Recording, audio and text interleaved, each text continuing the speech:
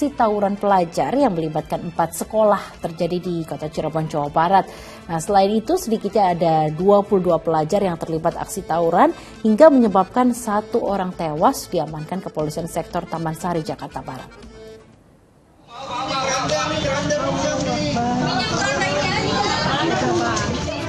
Penemuan seorang pelajar yang terluka parah di Jalan Kesederhanaan Taman Sari, Jakarta Barat diungkap oleh pihak Polsek Taman Sari. Diketahui, korban berinisial AIS, 16 tahun, pelajar sebuah sekolah menengah kejuruan di wilayah Jakarta Pusat. Akhirnya, nyawanya tak tertolong. Korban tertinggal sehingga dikeroyok tersangka dengan senjata tajam. AIS terluka tusuk di bagian dada dan punggung, serta meninggal dunia saat dibawa ke RSUD Taman oleh polisi.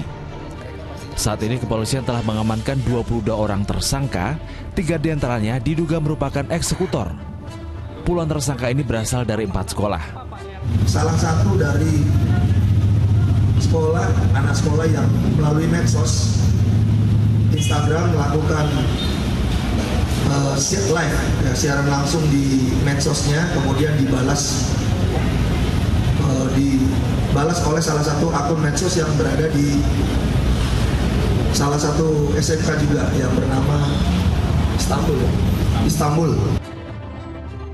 Petugas juga mengamankan senjata tajam jenis celurit, ponsel, dan sepeda motor. Tersangka terancam hukuman 12 tahun penjara.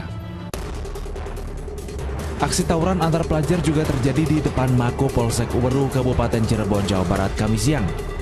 Pelajar tersebut terlibat saling serang dan langsung dibubarkan petugas Polsek Weru. Polisi melakukan penyisiran dan mengamankan 4 pelajar yang diduga terlibat tawuran ke Mapolsek Weru. Akibat peristiwa tersebut, seorang pelajar mengalami luka bacok hingga harus dilarikan ke Rumah Sakit Mitra Plumbon. Terjadi tepat di depan Polsek, makanya kami cepat bertindak dan alhamdulillah kami bisa mengamankan sebanyak 4 orang yang kita masih dalam pemeriksaan dan pengembangan. Petugas juga mengundang perwakilan 4 sekolah yang terlibat tawuran untuk mencari pelajar yang ikut tawuran dan melakukan pemancokan. Tim Liputan melaporkan. Ya, kita doakan semoga keluarga korban bisa diberikan ketabahan dan petugas juga tentunya bisa menindak tegas kenakalan remaja seperti ini serta mendapatkan solusi sehingga para pelajar dapat disalurkan dengan kegiatan-kegiatan yang lebih positif. Nah, Ustaz, ini kan tentunya tawuran antar pelajar ini udah kerap sering terjadi nih Ustaz, bahkan menyebabkan nyawa seseorang meninggal dunia. Sebenarnya ada gak sih Ustaz cara tersendiri gitu Ustaz dalam Islam untuk mengatasi kenakalan remaja seperti ini Ustaz? Ya tentu begini ya, ini kan persoalan yang sebetulnya klise ya, yang terjadi hampir di setiap generasi. Ya, di setiap generasi, di setiap ini tuh ada gitu, setiap daerah. Kenapa? Karena memang jiwa muda itu lagi energik sekali.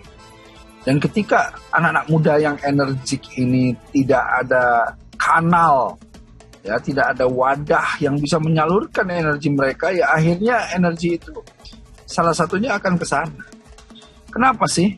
Seringkali jiwa kompetisi mereka itu disalurkan lewat olahraga, ya, agar supaya mereka punya jiwa yang sportif, kalah menang itu dan energinya ditumpahkan di dalam olahraga.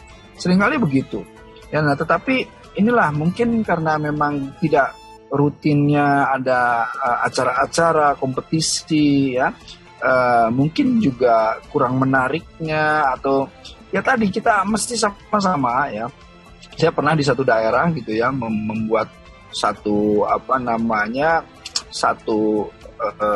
eksperimen ya, ketika di satu tanggal yang dianggap tanggal anak-anak muda di bulan Februari, agar supaya anak-anak itu tidak ikut tanggal tersebut, apa yang kami lakukan? Kami membuat 1 hari penuh acara perlombaan-perlombaan yang berbagai rupa agar supaya di pagi sampai malam itu mereka tuh full mengikuti acara tersebut satu kota gitu ya, di daerah itu dengan hadiah yang menarik, dan alhamdulillah berhasil juga gitu. Jadi artinya memang harus ada kreativitas ya untuk supaya anak-anak muda ini bisa menyalurkan seluruh energinya itu ke hal-hal yang positif. Kurang lebih begitu. Ya, setuju banget seperti yang Ustaz katakan bahwa harus ada wadah untuk mengumpulkan kreativitas agar bisa tersalurkan apa yang ingin disalurkan oleh para remaja. Nah, Ustaz, ini kan banyak juga nih Ustaz yang mengatakan seharusnya hidup pemuda harusnya dengan menuntut ilmu dan bertakwa. Boleh gak nih Ustaz jelaskan kepada seluruh pemirsa Ajwa TV seharusnya anak muda tuh harus gimana sih Ustaz sebenarnya? Apakah mereka harus fokus menuntut ilmu dan terus juga mereka harus fokus beribadah gitu Ustaz, atau gimana Ustaz?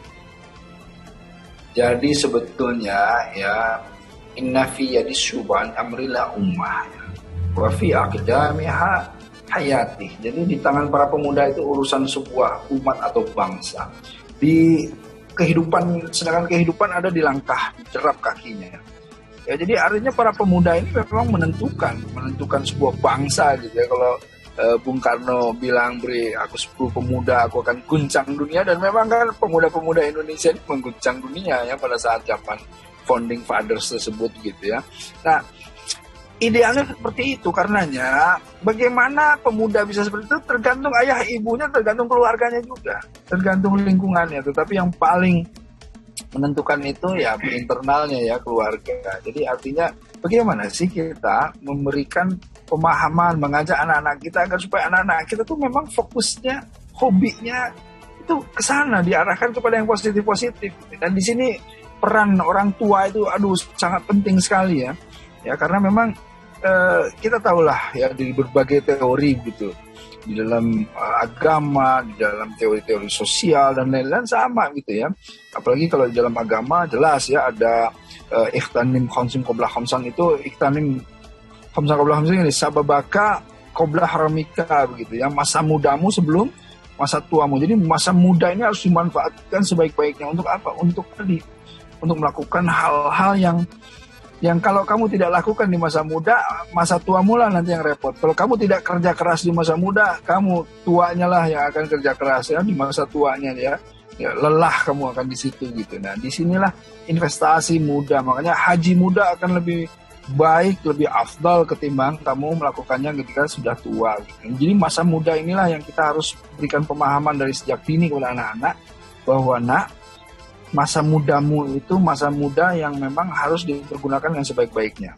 Jadi kamu dari muda ini rencanakan ya kehidupan kamu. Jangan sampai kamu nanti ya tadi melakukan hal-hal yang tidak berguna, apalagi tawuran dan lain-lain yang membuat kamu madesu ya, masa depan suram, nauzubillah min dzalik gitu. Nah, karenanya kita harus mengajak anak-anak kita membersamai mereka. Intinya gitu, membersamai mereka untuk melakukan hal-hal yang positif yang mereka juga senangi. Jangan hal-hal yang kita senangi, yang orang-orang tuanya senangi ya. Tentu anak-anak muda ada gap nanti ya, generation gap kan di situ.